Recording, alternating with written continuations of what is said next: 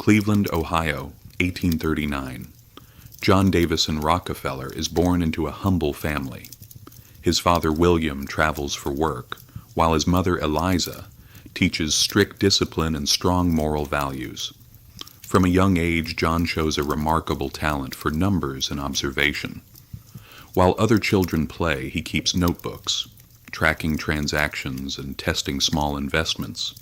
Saving every penny, he begins to understand profit and opportunity, lessons beyond the classroom. As a teenager, John becomes an assistant bookkeeper, impressing adults with his meticulous attention to detail. Cleveland feels small to him. His mind drifts toward bigger opportunities, railroads, factories, and most importantly, oil. In these quiet early years, the foundations of a future empire are laid. John sees not just the world as it is, but as it could be. As a young man, John Rockefeller steps fully into the world of business. He starts with small ventures, bookkeeping, commissions, and partnerships in local enterprises. Every decision is calculated, every risk measured. John's keen eye for opportunity sets him apart. He studies markets, prices, and competitors with precision, learning to spot patterns others miss. His ambition is quiet but relentless. Success is never accidental. It is built on discipline, patience, and careful observation. By his early 20s, John begins investing in more substantial ventures, including a refinery partnership. He learns quickly that wealth is not just about hard work. It's about strategy, timing, and control. Cleveland is still his home, but John's vision has already stretched far beyond. He is not merely a young entrepreneur. He is a strategist, quietly laying the stepping stones toward what will become an empire. In the 1860s, oil becomes the new frontier. John Rockefeller recognizes its potential before most. He invests in a small Cleveland refinery, learning the intricacies of refining and distribution. Every barrel, every penny, every deal is analyzed with meticulous care. Competition is fierce. Many refineries struggle or fail, but John focuses on efficiency, quality, and control. He negotiates favorable deals, builds strong relationships with railroads, and steadily increases his influence. By mastering logistics and production, John is no longer just a businessman. He is becoming a force. His vision is clear: dominate the industry, reduce waste, and create a network of refineries that will leave competitors behind. The seeds of Standard Oil are sown. What begins as a small venture in Cleveland will soon grow into the empire that defines the future of American industry. Standard Oil grows rapidly. John Rockefeller's strategy is ruthless, yet calculated. He buys failing competitors, negotiates exclusive railroad contracts, and streamlines operations.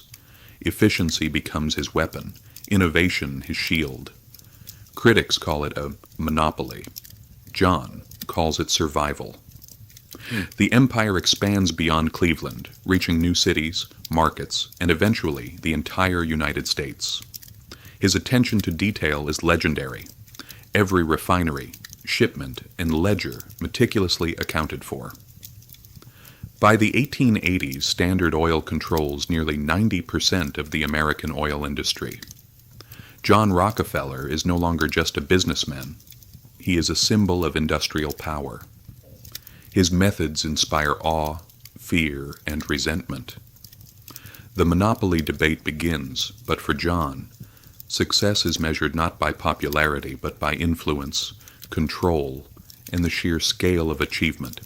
With great power comes scrutiny. John Rockefeller faces growing criticism. Journalists, politicians, and public opinion label him ruthless, greedy, and manipulative. Standard Oil becomes a target for antitrust laws and sensational media stories. Accusations of price-fixing, secret deals, and crushing small competitors fill newspapers. Strikes and labor disputes challenge his empire. John responds not with emotion, but with strategy. Every accusation is analyzed, every threat measured. Despite public anger, Rockefeller continues to expand. He knows that empires are never built in the comfort of popularity. His legacy will not be determined by the crowd's applause, but by the empire he leaves behind.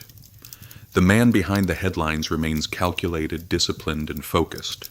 Scandal for John is a hurdle, not a roadblock. Standard Oil transforms the world. John Rockefeller's empire sets new standards for efficiency, supply chains, and industrial strategy. American cities light up, factories hum, and the country's economy grows. International markets feel the ripple of his influence. The methods he develops, vertical integration, strategic partnerships, and scale, become models for industries worldwide. Competitors learn, governments adapt, and the modern corporation is born. John's vision extends beyond profit. Every innovation, every acquisition reshapes how business is conducted. He has not merely built a company, he has altered the global economy. Cleveland may have been the starting point, but Rockefeller's reach now touches continents. The oil empire is not just American, it is a force felt around the globe. Away from boardrooms and ledgers, John Rockefeller is a devoted family man. He marries Laura Spellman and raises children who will later continue his legacy. His home life is disciplined, reflective, and deeply moral, mirroring the values his mother instilled. John is private, rarely seeking public attention for himself. He writes, prays, and studies, balancing ambition with humility. Friends and family see a different side, a thoughtful, meticulous man who values ethics and education. Even as he builds a vast empire, he never abandons these principles. Wealth for John is a tool, a responsibility. His personal life, while private, reflects the discipline, patience, and vision that define his public achievements. Later in life, John Rockefeller turns his attention to giving back. He establishes the Rockefeller Foundation, funds education, medicine, and scientific research. Hospitals, universities, and libraries bear his influence. His philosophy is clear: wealth carries responsibility. By supporting health and education, he believes society can improve alongside industry. Philanthropy becomes a key part of his identity, shaping his lasting reputation. Through careful planning, John ensures that his fortune benefits generations, not just his family.